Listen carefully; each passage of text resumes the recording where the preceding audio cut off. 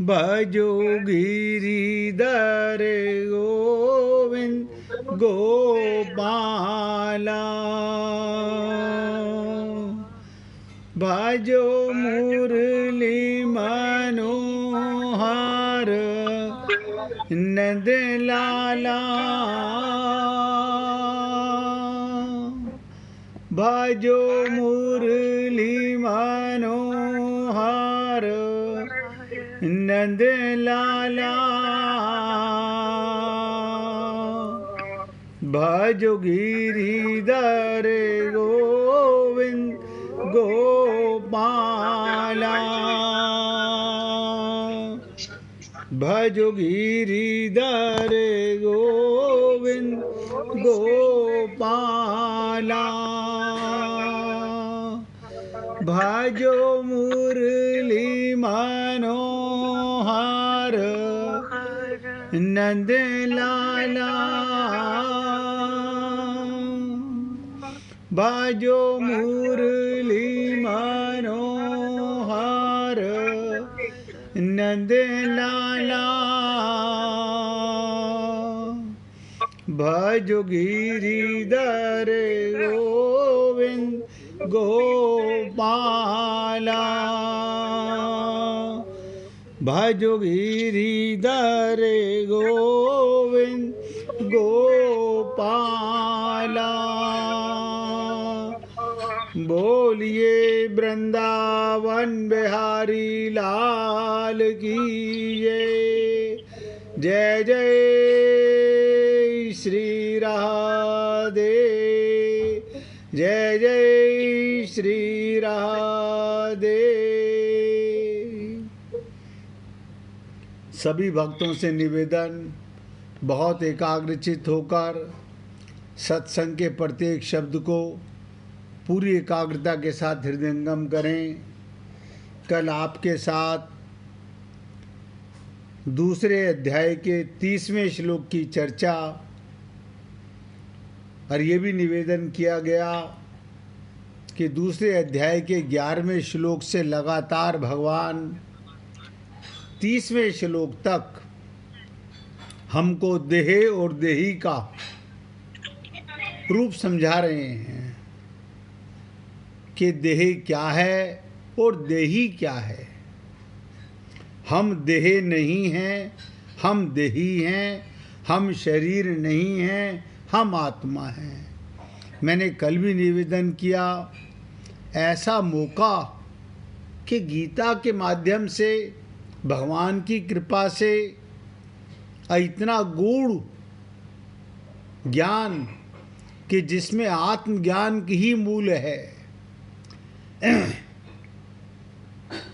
लेकिन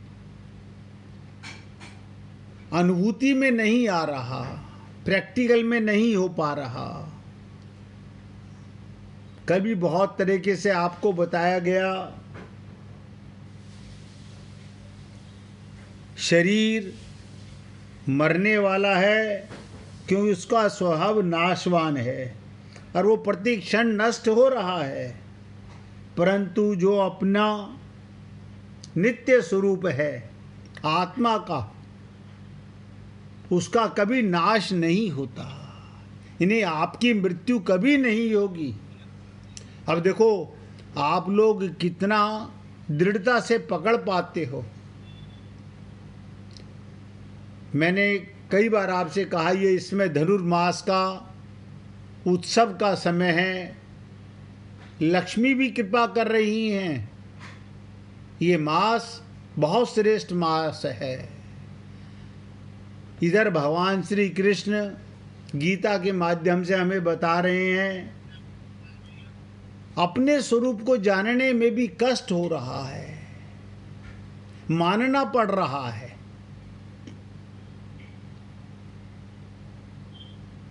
अगर इस वास्तविकता को जान लिया, ध्यान दो, अगर अपने स्वरूप को जान लिया तो फिर दुख होना संभव ही नहीं है।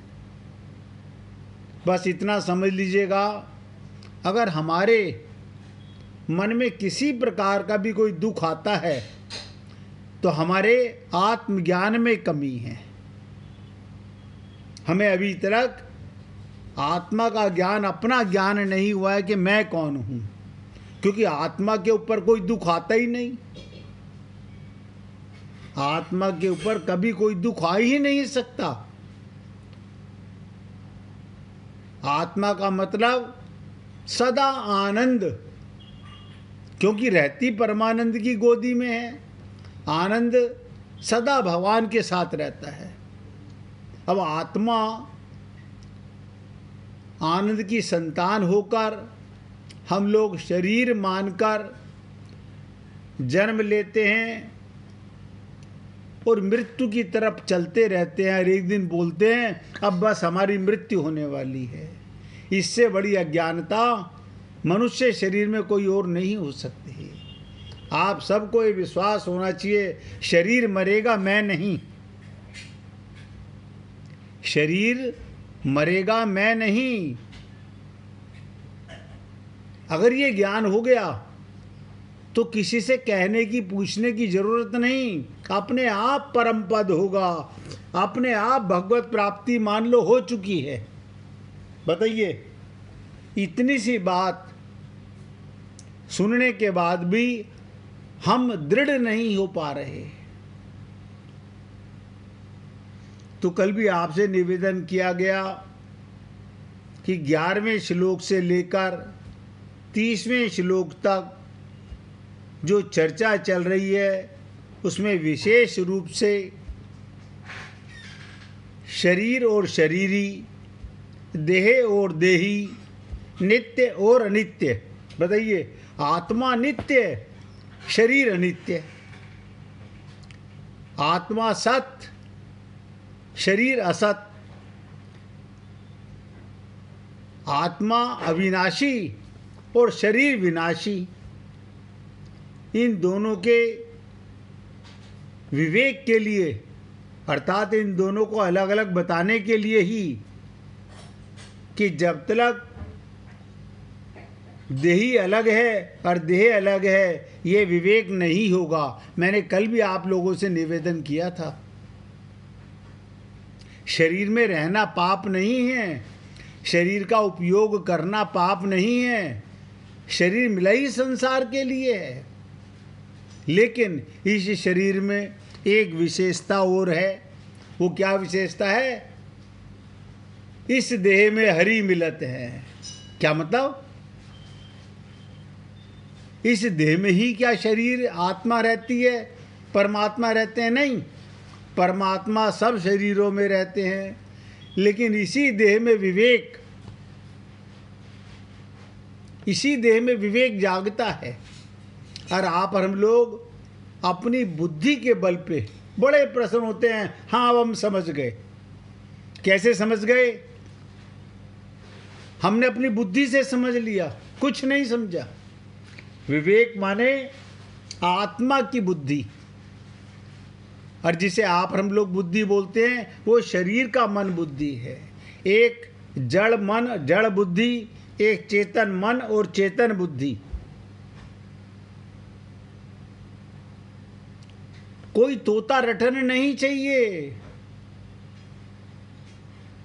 जिसका आत्मज्ञान हो गया उसका भगवान के साथ 24 घंटे का संबंध अपने आप हो गया।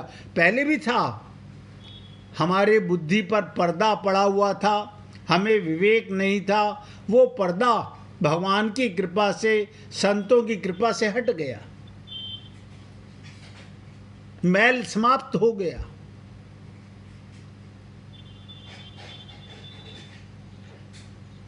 और मैंने आपसे कहा, ये विवेक नहीं होगा तब तक ना आप कर्म योग के अधिकारी, ना कर्म योग समझ पाओगे, ना ज्ञान योग, ना भक्ति योग। कोई सा भी योग समझ में नहीं आएगा। हाँ, करेंगे, हम भक्ति कर रहे हैं, हमें ज्ञान हो गया है, हमें कर्म हो गया है ना।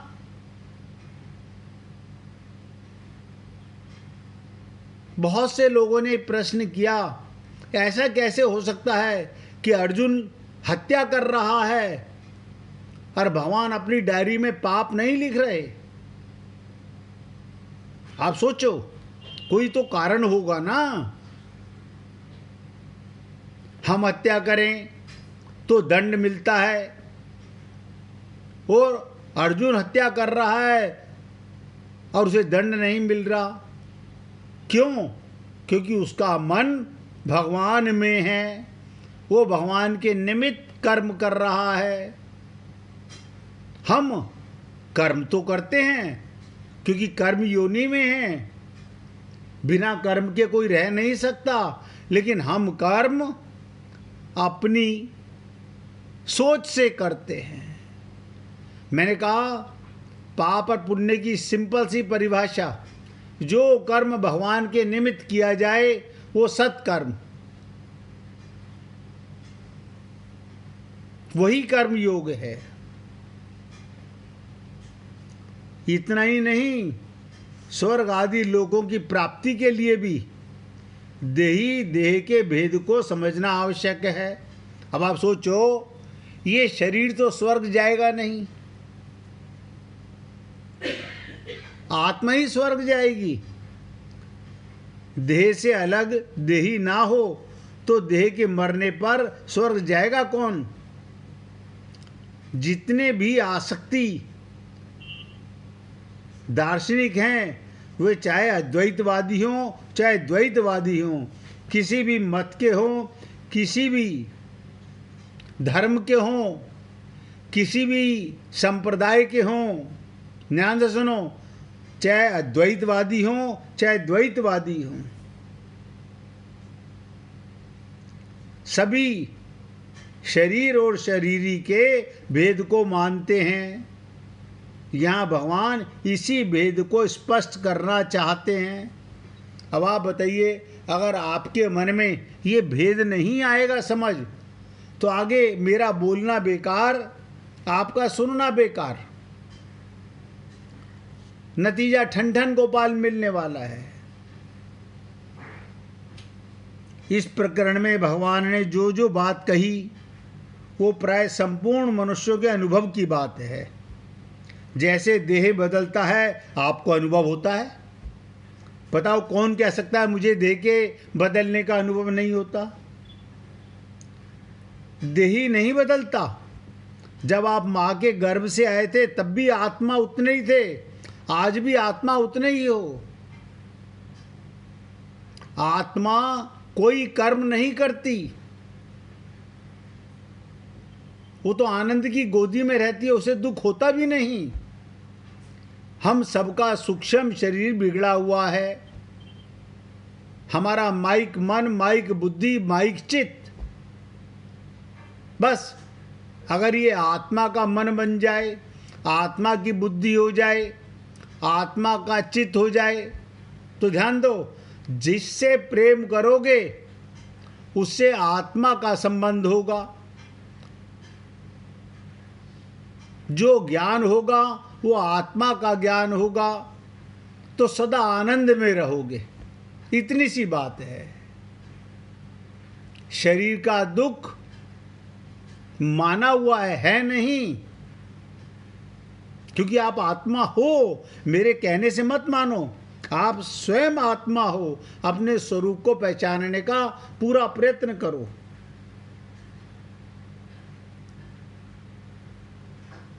अब आप सोचो, ये शरीर, मैं आपको आपसे अनुभव करा देता हूं। अभी बचपन गया, हाँ गया, ये कौन अनुभव कर रहा है? शरीर तो अनुभव कर नहीं सकता। आप बताओ, शरीर अनुभव नहीं कर सकता। जब आपका मन, ध्यान दो, एक अचेतन मन और एक चेतन मन, और देखो मैं पहले बोल रहा हूं, पूरी एकाग्रता से सुनेंगे। जब आप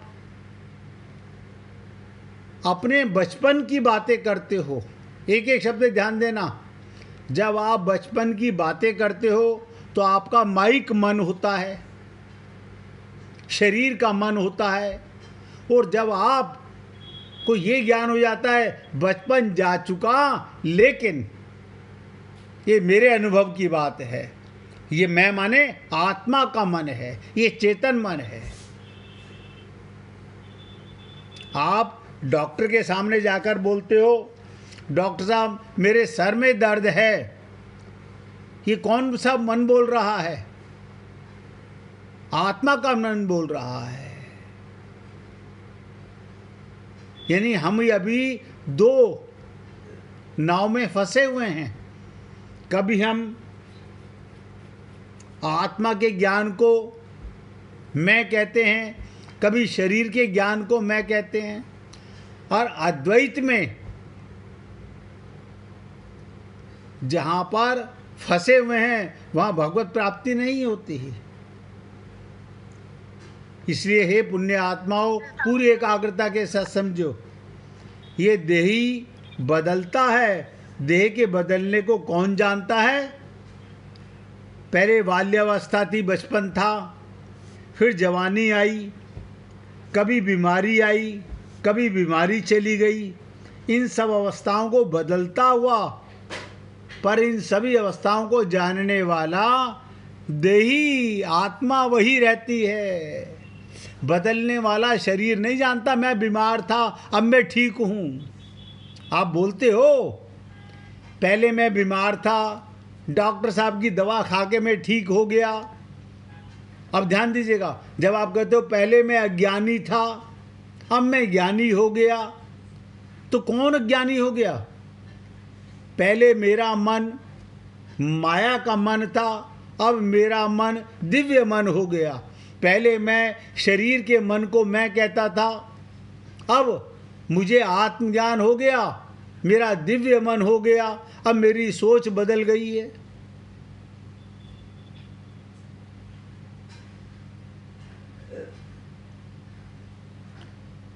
तो कहने का तात्पर्य, बदलने वाला और ना बदलने वाला ये दोनों कभी एक हो ही नहीं सकते। शरीर प्रति क्षण बदल रहा है और आत्मा प्रति क्षण वही है। इसका पक्का प्रत्यक्ष अनुभव। इसलिए भगवान ने इस प्रकरण में आत्मा, अनात्मा, ब्रह्म, जीव, प्रकृति, पुरुष, जड़, चेतन, माया, अविद्या आदि दार्शनिक शब्दों का प्रयोग नहीं किया है। कारण कि लोगों ने दार्शनिक बातें केवल सीखने के लिए मान रखी हैं, उन बातों का केवल पढ़ाई का विषय मान रखा है। इसको दृष्टि में रखकर भगवान को इस प्रकरण में दार्शनिक शब्दों का प्रयोग न करके देहे देही, शरीर शरीरी, असत सत, विनाशी अविनाशी शब्दों का प्रयोग किया, जो इनके भेद को ठीक ठीक जान लेता है उसको कभी, अब देखो फिर बोलने जा रहा हूं, आप अपने आप को जान लो, सदा के लिए दुख खत्म। सारे दुख माने हुए हैं, अज्ञानता में हैं, मूर्खता में हैं, हमारी गलती के कारण हैं।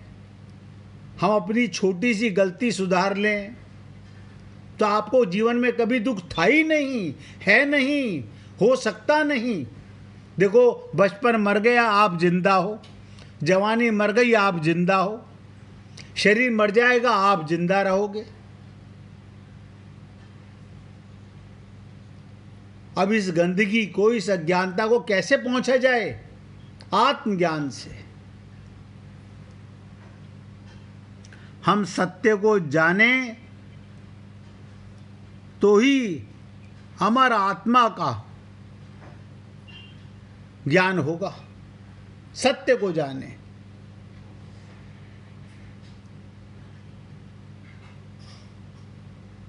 इन्हीं 6 दर्शनों की पढ़ाई करना होता है, हर एक अनुभव करना होता है। ये दोनों बातें अलग अलग हैं और इनमें बड़ा भारी अंतर है। जब कोई व्यक्ति विद्यार्थी को पढ़ाता है गुरु, तो बताता है ब्रह्म क्या है, ईश्वर क्या है, जीव क्या है, प्रकृति क्या है और संसार।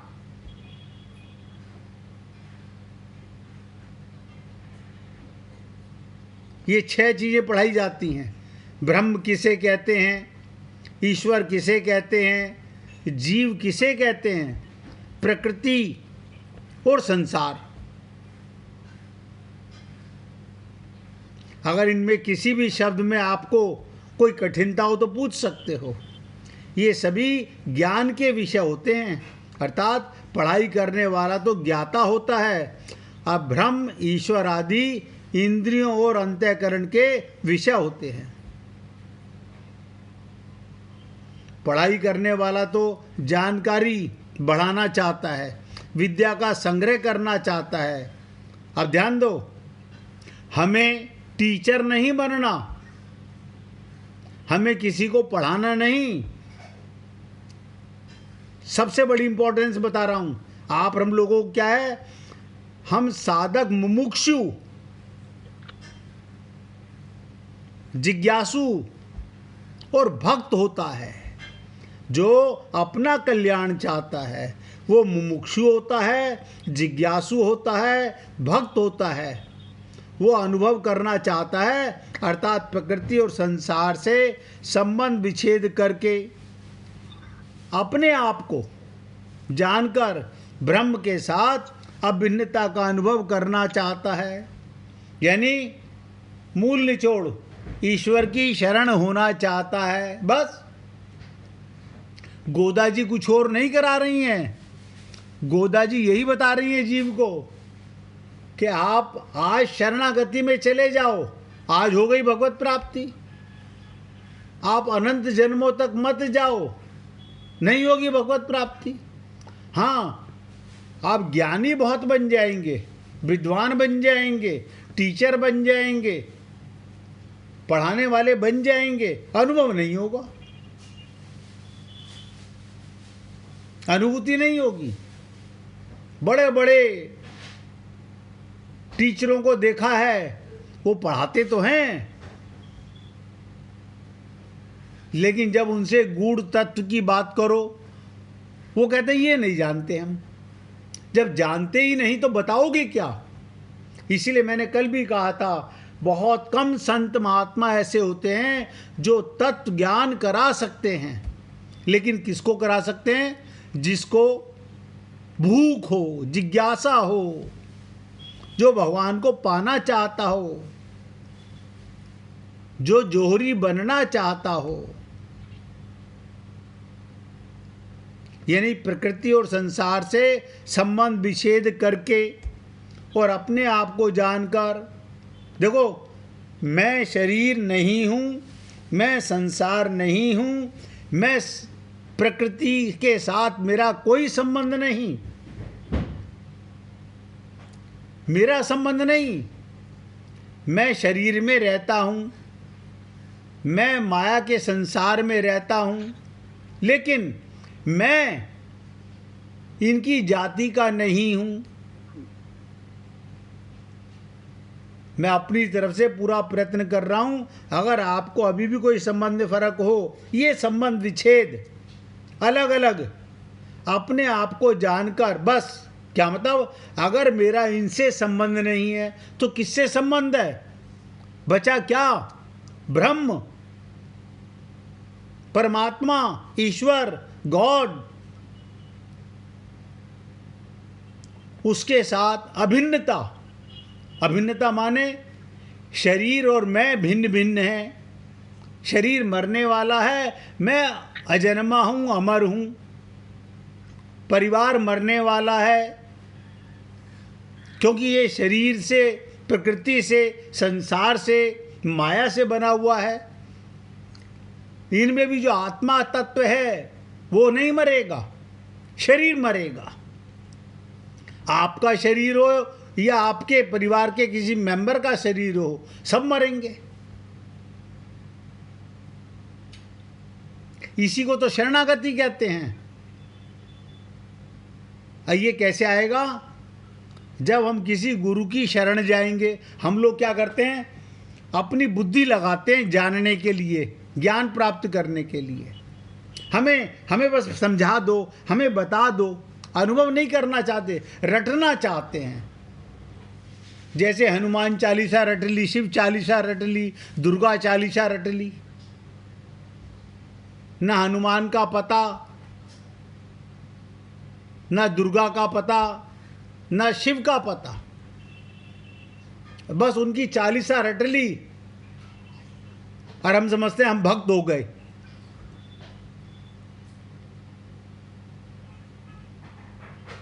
तुम भक्त कैसे होगे? एक बार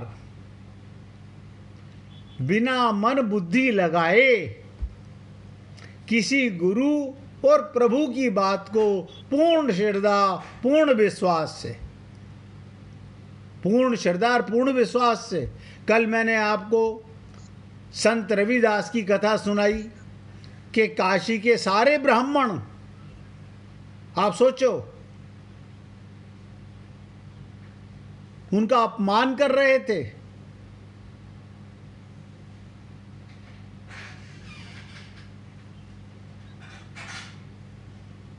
उनका अपमान कर रहे थे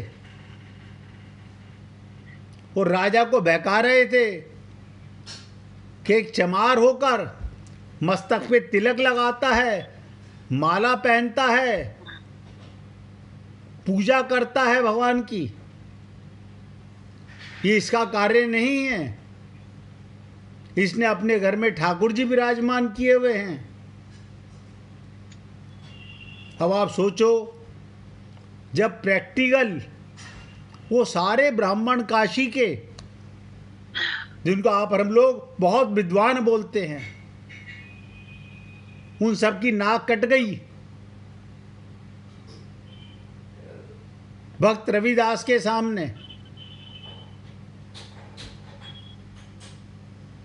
यानी कितने वेद मंत्र उन्होंने बोले, कितने भजन गाकर, आरतियां करके, प्रार्थना करके भगवान का आह्वान किया, भगवान टस से मस नहीं हुए। और जैसे ही रविदास ने रोकर पुकारा, रोकर पुकारा, रोना माने भगवान को रुको, पुकारने का सबसे सरल साधन यही है। जिस भाव से आपका हृदय द्रवित होने लगे, मलिनता मिटने लगे, प्रेम जागने लगे, प्रेम का भाव।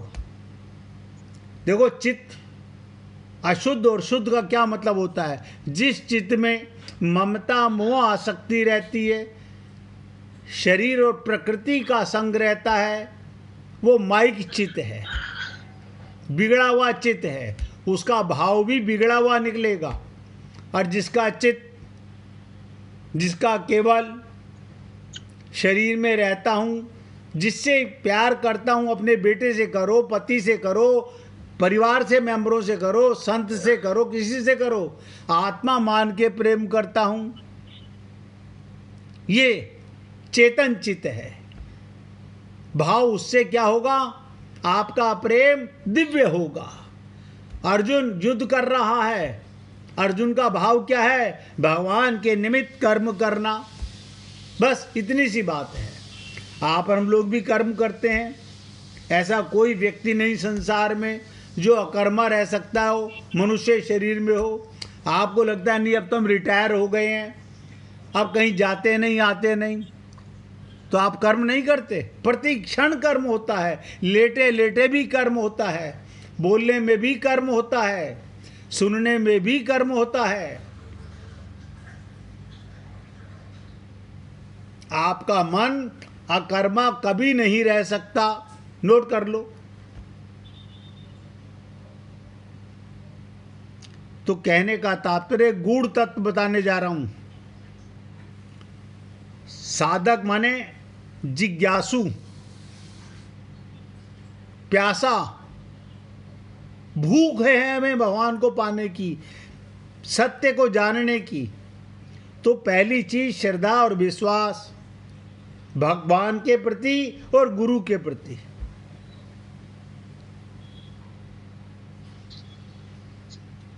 वो अनुभव करना चाहता है। क्या अनुभव करना चाहता है? प्रकृति और संसार से संबंध विच्छेद। मैं शरीर से अलग कैसे हूं? मैं संसार से अलग कैसे हूँ, मैं प्रकृति से अलग कैसे हूँ, और ध्यान से सुनो, मैं इनसे अलग हूँ तो किसके संग हूँ? अपने आप को परमात्मा के साथ अभिन्न मानकर इनसे भिन्न हूँ, उनसे अभिन्न हूँ अनुभव करना चाहता है, इसके ईश्वर के शरण होना चाहता है। अभी तो हम गुरु की शरण नहीं होते, अपनी बुद्धि की शरण।